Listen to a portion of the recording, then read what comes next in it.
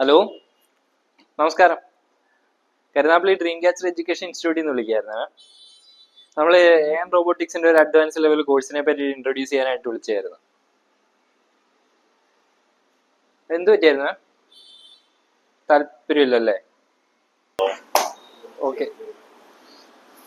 പൊട്ടന്മാരൊക്കെ ഒന്നിനും നടക്കത്തില്ല, മന്ദബുദ്ധികൾ.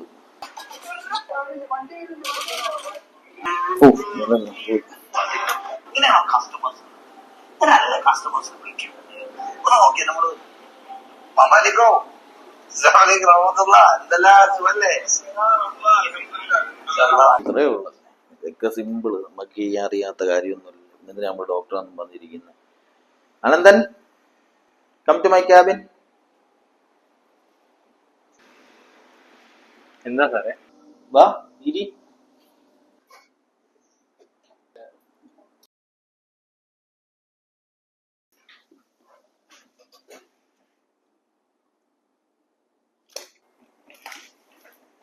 എന്തുവാടോ ഇത്?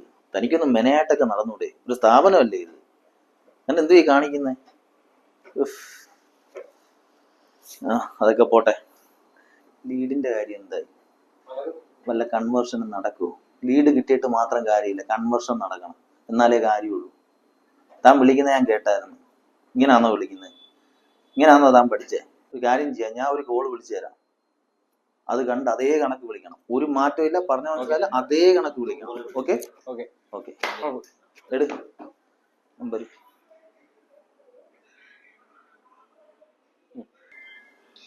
ശരി.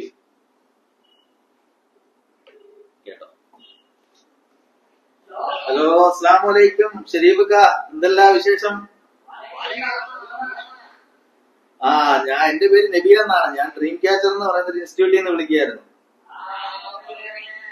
പിന്നെ സുഖമാണക്ക?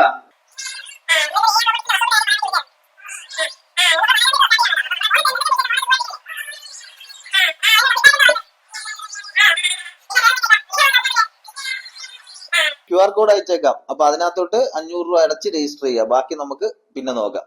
അപ്പൊ ശരി, അപ്പൊ ഇൻഷാ അല്ലാഹ് നമുക്ക് കാണാം നേരിട്ട്. Okay okay okay. അസ്സലാമു അലൈക്കും. ഓക്കെ.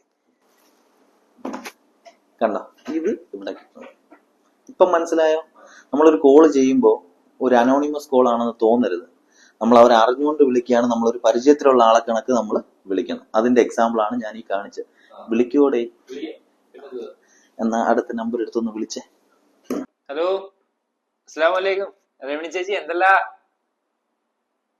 രായണ എന്തേ പണിക്ക് പോയോ? ഒറ്റയ്ക്കാണോ?